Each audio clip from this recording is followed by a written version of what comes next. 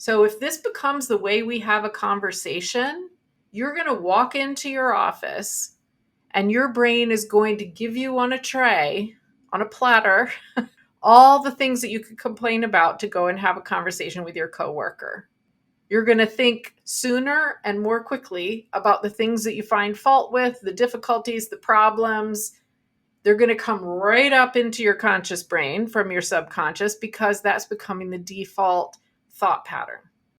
What if there are things we never had the opportunity to learn? We've all been to school or training, but there are things they never taught us that actually make a powerful difference in life. I'm here to share with you all the pieces you've been missing: mindset, health, success, and more. And we'll all learn together from guests along the way. We may not have learned it the traditional way, but oh my goodness, let's keep learning how to do things differently. OMG, hello, my friends. I am so happy to be here today. And this is one of my favorite mindset principles to talk about. And in fact, I have appeared on a number of different other podcasts to talk about this very thing. Do you say appeared on a podcast? Anyway, I'm excited to talk to you today about how we can stop complaining. And some of you, when you hear me say that, will think to yourselves, well, I'm not a big complainer. Maybe I don't need this episode. And others of you will think, oh boy, let me get my pen. And probably most of us are somewhere in the middle. So I've just realized I'm wearing a Life is Good t-shirt as I'm recording this. So I guess that's appropriate. Life is good, right? We're going to stop complaining and we're going to assume life is good. But it's much, much more complex than that. So we don't want to take this so lightly that it sounds like I'm just telling you to shove everything under the rug and speak like a ray of sunshine all the time. That is not what I'm saying at all. So we're going to dig in today. Okay. Now let me start by telling you a story. I started my entrepreneurial journey 12-ish, 13 maybe years ago with a direct selling company that I just love and products that I already loved. And at that time, I had worked in the corporate world and I had been teaching high school for quite a while. So I'd done a few different things, but I had never been my own boss ever for anything. And I was, and see if you kind of understand this or resonate with this, I was a good student. I was a good employee. I knew how to follow directions. I'm a quick learner. I know how to work efficiently. And boy, did I learn quickly that being my own boss was a totally different animal. And to this day, I am so thankful for that experience because it was almost like a little mini college for me to learn how to be an entrepreneur within a safety net of a company that already made products for me. I didn't have to make my own. I wouldn't be here today because I wouldn't have learned all the mindset and success principles that I now know if I hadn't started that. But I wanted to tell you a story about it, and that's why I went into that.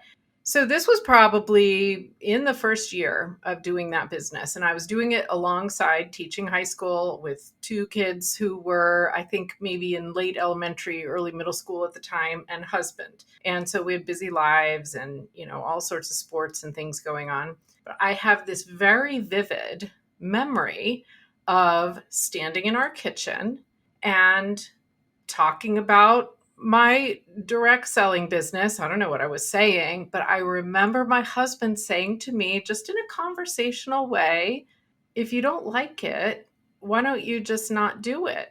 And I just stopped because I almost didn't understand where that came from. He was listening to me talk about my business and he said, well, you complain about it all the time.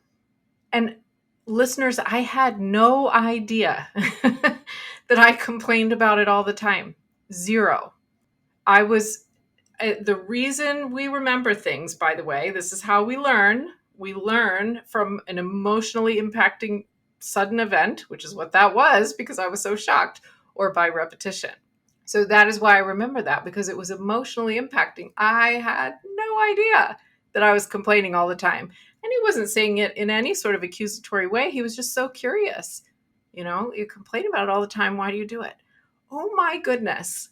Oh my goodness. The quintessential oh my goodness moment, because I did not know. And so that conversation changed the course of my life, I'm going to say, because I started trying to figure out what exactly is coming out of my mouth in a typical day. And is it what I mean to be coming out of my mouth? And what does it say about what's in my head? And what does it say about what I want to do with my life? And I dug in. So that is what we're going to do today, is dig in. So I want you to think about this also. We have conversations with people all the time, right? You are maybe going to work in an office, in a school, or you're on Zooms a lot, or whatever, Teams for work, or you're out in the neighborhood chit-chatting with the neighbors, or you're at the bus stop chit-chatting with the other parents. You're around. Maybe you're even in a store chit-chatting with a stranger. You're around, you're chit-chatting with people. I really want to challenge you to pay attention just in an observational way, not judging anything. Okay, everything's fine. Just observe, pay attention to what those conversations sound like. And what I'm talking about is these kind of throwaway conversations. So at the time that I was realizing all of this, was teaching high school, as I said, and I would go and speak with the other teachers, and we would do something like this. Oh, I'm so tired this morning. Yeah, gosh, I was grading papers last night. I didn't get enough sleep. Oh, I never have a chance to take a break during the day, and I got to grade this stuff. And wasn't the traffic terrible this morning? I don't understand how I'm going to make it through the week. Isn't that really the copier's broken? Okay, geez, the copier's always broken. That was a conversation. And whoever was participating in that conversation, I don't think we were particularly upset. It's just how we talked. Or maybe it's, the bus is always late, and man, we're always standing at the bus stop in the rain. Doesn't it rain every day? Or, the traffic was bad. I'm sorry I'm a few minutes late. Yeah, the traffic always stinks. It seems to be getting worse. There's just nothing we can do about it. Blah, blah, blah. The weather. This is how we speak to each other. And this is particularly, interestingly enough, how we speak to each other in a quick, casual conversation. So when someone says to you, "Hi, how are you?" What's your inclination? Is it to say, the traffic, the weather, or is it to say, "Wow, I'm doing great. How are you?" And really think that. Or maybe it's somewhere in the middle. Again, you don't have to be blowing sunshine everywhere all the time. That's not appropriate or healthy.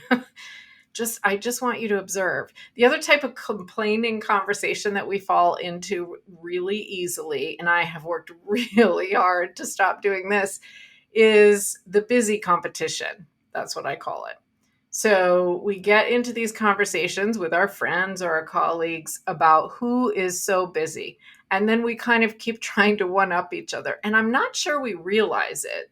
But if you listen to yourself, you will catch yourself most likely doing this. Oh, I'm so busy. After work, I got to go to this, and I got to volunteer and go to the practice. And I'm just running around the car all the time. And then the other person is saying, oh, yeah, I got to go out of town. And then my kids this and my husband that. And oh, yeah. And it starts to become a little one-upping about how busy you are.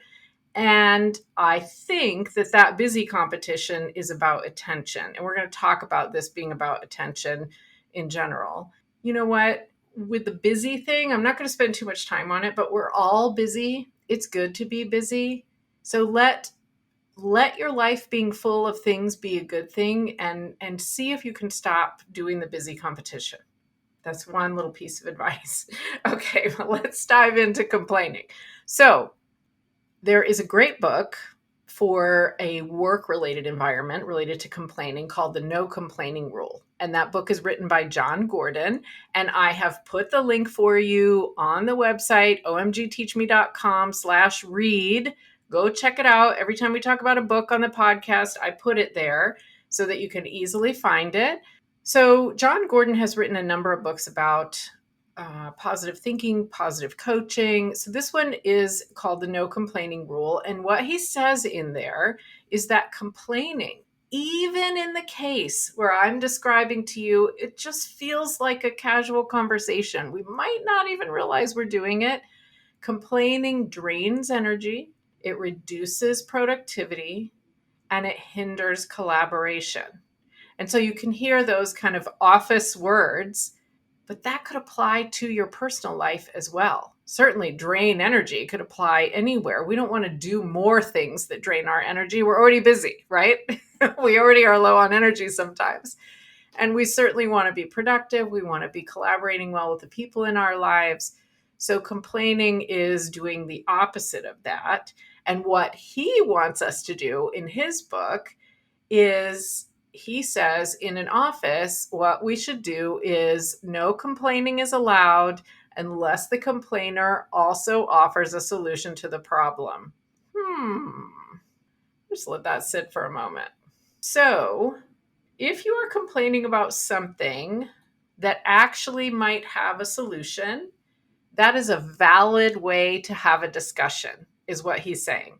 So maybe I'm complaining that I'm complaining that I can't get this project done and I need more resources or something like that. Well, maybe that could be solved. And so maybe I say, I need more resources to get this project done. And I wonder if I could ask what's her name to help me. So I don't know, but giving a solution. Because a lot of what we complain about is not something that can be solved. So those are the things that maybe aren't so helpful and are energy draining and do kind of take us into those negative emotions, like the traffic, the weather, this is broken, these are broken, mine are broken. Pretty Women quote. Okay, so when I wanted to talk about this, I really, besides that book, I dived into, why do people complain? Why do we have these conversations where we're almost one-upping ourselves on how being worse and worse and worse off? The number one reason, and this is what I think I see most of us doing, is we want attention. And you know how we talk about how kids often will act out for attention and they don't necessarily care that it's positive attention or negative attention. They just want attention. Here's the adult way. The adult way of doing that is complaining. And unfortunately, it's been kind of normalized by, I would say, the media, the news channels, all of the social media outlets that are out there. I have seen on some news channel shows people just speaking so negatively and rudely about other people. It's kind of shocks me. So we're starting to hear things like this and it seems normal. And we're saying, well, I'll get noticed if I speak that way as well. And if we take this a little bit further, are we wanting people to feel sorry for us? Are we wanting people to help us and make it better? And if we really dig in, are we wanting people to take care of us? Are we wanting coziness and wanting to be coddled and wanting the snuggie on the couch feeling? So sometimes there's deep stuff underneath our complaining habit and wanting that attention that we want to feel as if someone is going to help us because they see us and we're important, and so they'll help us. And that may come from childhood things, school things, who knows where. But there's usually some type of plea for attention when we're complaining. Now, sometimes it simply feels good in the moment to complain. We're frustrated about something, we're feeling some negative emotions, and we just, bleh, bleh, I'm annoyed, this. So that might be okay. That might be what I would call venting. Or when it becomes a habit of just blehing all the time on everyone all over the place, then maybe not so okay. So let's just talk about venting versus complaining for a second. I do want you to feel your emotions. And that means the negative ones and the positive ones. And you are going to get upset about something. And you are going to be frustrated by someone or by a situation sometimes. It's life. These things are going to happen. And venting may be okay.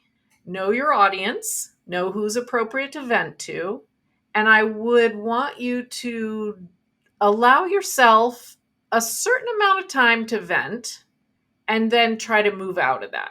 Because again, when it becomes a habit and it's an ongoing thing, that's when we're just complaining to complain and we want the attention or we want the adrenaline hit of all the time.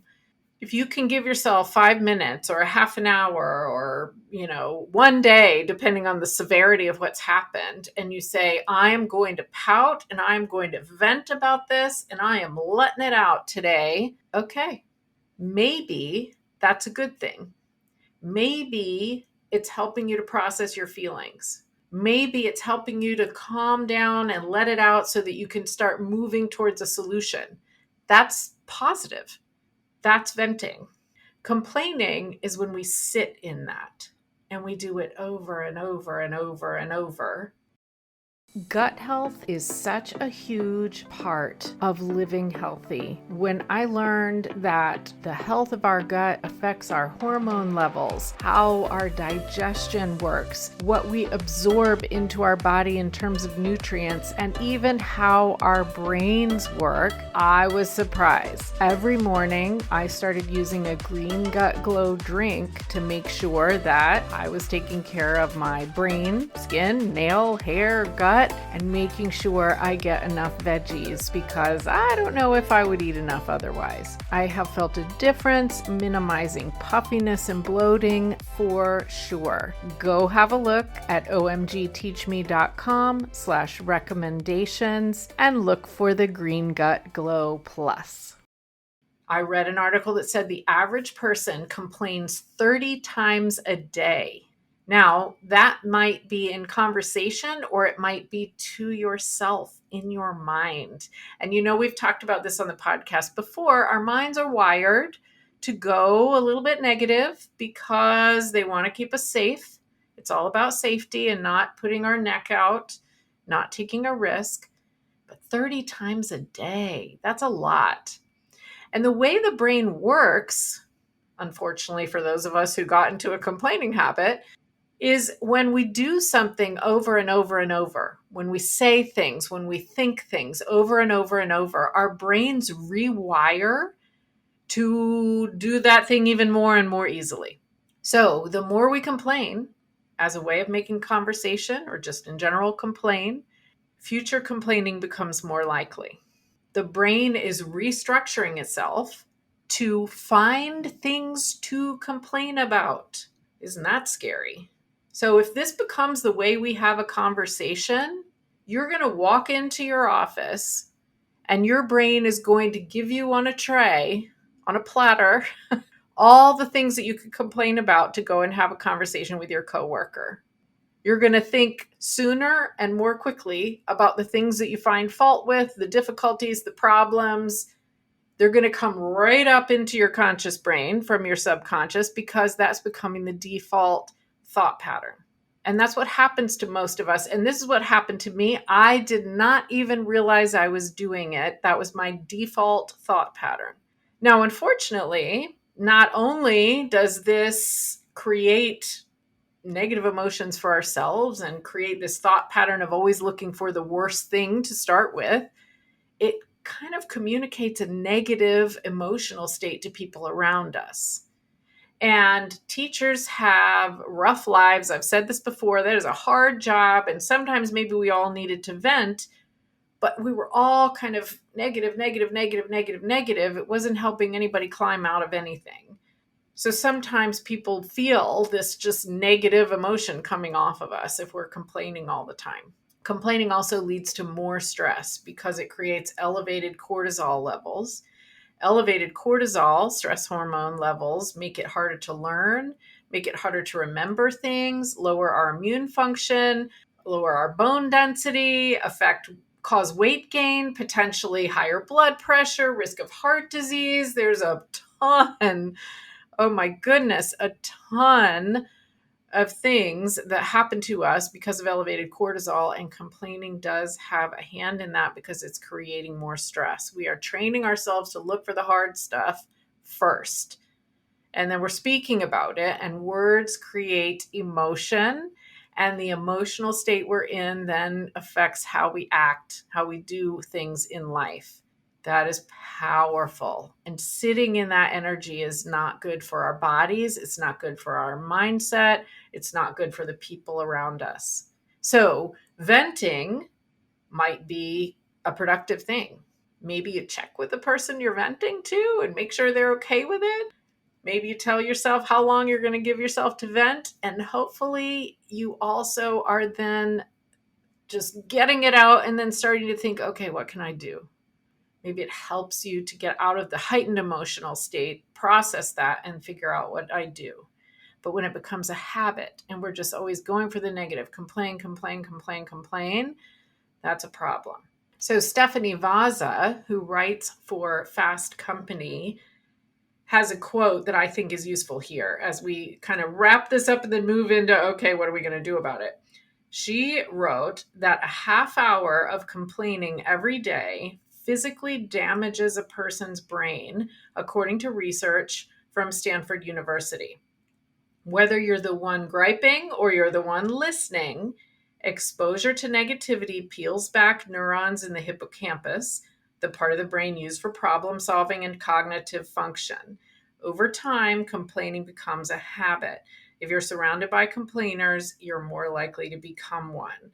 That's her quote. And that kind of sums up what we were talking about. So we need to think not only about what we're doing, but also who are we surrounding ourselves with. So how do we climb out of this? What did I do? Well, I'm going to be very honest with you. After I had this realization, standing in the kitchen, talking to my husband, who said, why are you complaining all the time? Why just don't do it if it's that bad? And it wasn't that bad. I had this realization. I started observing, which is the first step that I want you to try. What do my conversations look like? And this is how I realized that I was complaining all the time about the traffic, about getting up early, about the weather, about the busy schedule, busy, busy, busy, busy, busy. And once I realized that, I decided, you know what? I don't want to be always speaking this way. And there was a period in there where I really kind of felt like I forgot how to have a conversation. Honestly, I hope this doesn't happen for you as you're going through this. It was worth it. It's worth it. There seriously was a period of time when I could not think of anything to say because I decided that I was not going to complain. I had legitimately no idea what else to talk about. And boy, when that happened to me, did I realize this is serious. I have no idea how to have a conversation without complaining about these mundane things. Wow. I'm like the cloud over Eeyore's head. And I don't know if I always came across that way. I'd have to go back and ask people, years and years and years ago, and they probably wouldn't necessarily tell me the truth, would they? But I just kind of had to go through this process. So I realized it. That's number one. Observe. How is it that you're conversing with other people? How are you talking to yourself? We're especially mean to ourselves. But is it complaining? Is that going through your head all the time? Number two, can we stop? Now, this is where I got stuck because I kind of didn't know what to say. So I'm going to give you some tools to help yourself. The first thing is let's recognize and try to switch it. And I'm kind of sitting here in the conversation for a moment because this can be a big challenge and it can take time. And you need to be kind to yourself as you're trying to change these habits because it can take time. There were times when I legitimately actually had a rubber band around my wrist and I would snap it when I realized, wait a minute, I'm about ready to complain or I'm in the middle of a complaining conversation. And then I would try to figure out where else to go. You can carry something in your pocket that reminds you to be grateful, a little stone or rock or some other reminder. a coin that reminds you to be grateful or reminds you not to complain. So we need some sort of physical reminder. Maybe you have a little alarm on your phone a few times during the day that says no complaining when it goes off, or you're doing great without complaining, whatever. You can make it more positive. You need a physical reminder. So we've observed it. Then we have some sort of physical reminder to recognize when it's happening and to help ourselves not complain. And number three, which is kind of going to need to go all along the same time, is let's see if we can start rewiring our brains and changing our outlooks. And so the tools I'm going to give you to do this are going to be things you've heard of before. So I would say pick one of these things that really resonates with you and try it. Number one, gratitude. Think about every night 3 things you're grateful for from the day. That's from The Gap and the Gain, which is also at omgteachme.com/read. Think about in the morning what you're grateful for that's going to be happening that day, or hasn't even happened yet. You can still be grateful for it, or the people in your life, or the sunrise, whatever it is. Start having a gratitude habit daily. It will gradually make new paths in your brain, because remember, we said if we complain all the time, our brain is always going to look for the negative first. We've trained it that way so that we have something to talk about. Now we need to retrain and look for the good things. Laughter is a powerful thing. Find more ways to laugh. This is one of my tools. I love to talk about laughter. You're going to enjoy next week's podcast episode because we are going to be talking about this, among other things. Find more ways to laugh. It changes your body chemistry. It changes the way you interact with people around you. Huge. Maybe it's service. Maybe you are someone who loves to volunteer, wants to make a difference. Add more of that into your life that you can be happy about. And then think about that and try to talk about that. It feels bigger than, what the traffic was. So maybe we talk about something bigger than what the traffic was or what the weather was. Or maybe it's journaling, writing. You're letting out. A great tool for this is to let out all the complaints. Just, blah, blah, blah, blah, blah, blah, blah. I'm making a writing motion with my hand on the paper. Rip that piece of paper out, rip it up, throw it away. It's kind of a visual thing for your brain. Like I let it all out, blah, rip it up, throw it away. And then if you were in the masterclass in June, you learned how to do an intentional thought model and figure out, well, what do I want to be thinking and what do I want to be saying? And if you weren't, stick with me. We'll come back to that at some point. All of these things are going to help you to rewire your brain, not to focus on the negative first, to stop giving yourself all this complaint fodder first, and to give yourself good things first. And then number 4, now we need the very practical piece. What if I'm in a conversation with someone that I've always been talking about traffic and weather and the copier's broken with them? How do I change? Oh my goodness. How do I change? So I want you to have a few topics or sentences in your mind that you can use in a conversation to flip it around. If you catch yourself, hey, snap the rubber band too, right? But if you catch yourself headed down this complaining path in a situation where you're not working for a solution, you're just kind of mindlessly complaining, what could you do? Well, you could have in your mind that instead you'll look for the first opportunity in the conversation to say, hey, what fun thing did you do on the weekend? Or what was the latest movie that you saw that you loved? Or what was your favorite trip last year? Something, whatever is appropriate for the types of conversations you have. Have a question in your mind that leads people to talk about something they liked and find a way to work that into the conversation. And I would say just have one in your mind because you don't want to be trying to memorize all this stuff and it gets weird. Also, I want you to just change the subject. Sometimes we get into this habit, into this rut of complaining about the traffic or complaining about the weather, but maybe we can just talk about something else. As soon as there's a breath, there's an opening, maybe you can say, hey, are you going to that meeting this afternoon?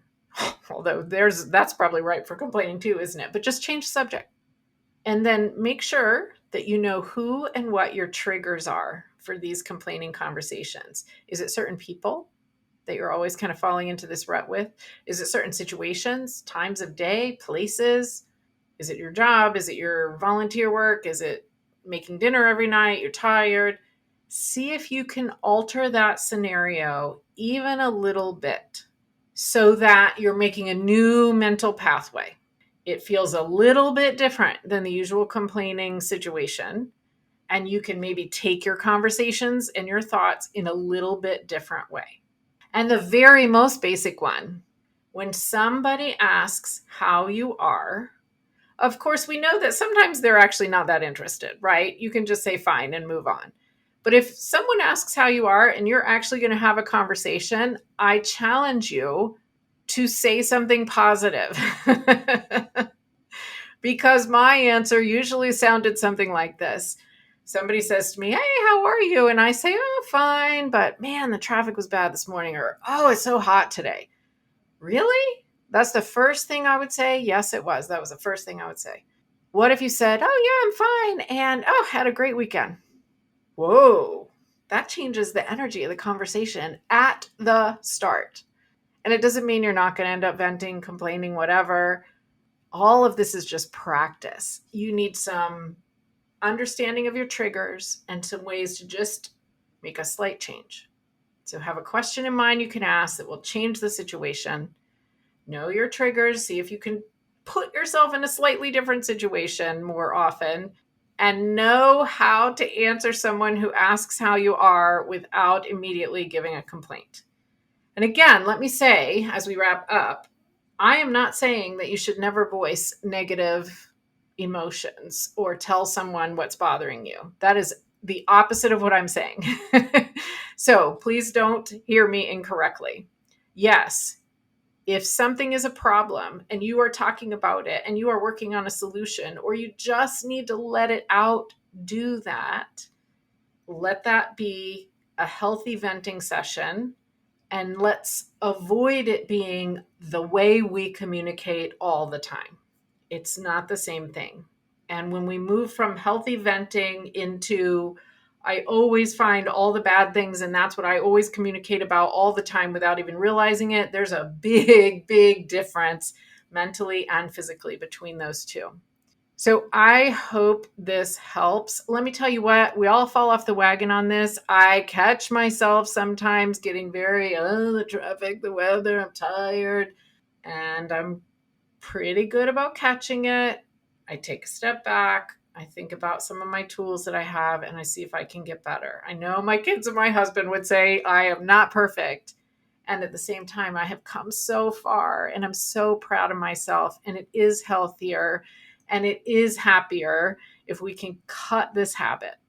So drop me a note on social media. Tell me what you thought. I am continuing to add songs to the Nostalgia OMG Teach Me playlist. So drop me a note with your favorite song that makes you feel nostalgic as well. I've got December 1963 on there lately. And make sure you check out what is going on with the waitlist for the community this fall. You want to get on the waitlist now, omgteachme.com/coaching, because we are starting a Shine Your Light and Show Up in the World community in the fall, and I am so excited about it. So make sure that you know what's coming. I hope you enjoyed today's episode. OMG, did you know that we have mini episodes every Friday as well? Make sure to follow OMG Teach Me in your favorite podcast app so you get all the goodies. And if you're just finding this podcast and you're kind of wondering where to start, I have a curated mini series for you to help you stop self-sabotaging, because we all do it. So head over to www.omgteachme.com and sign up when you get the pop-up box. We may not have learned all these things in school, but they sure are powerful now.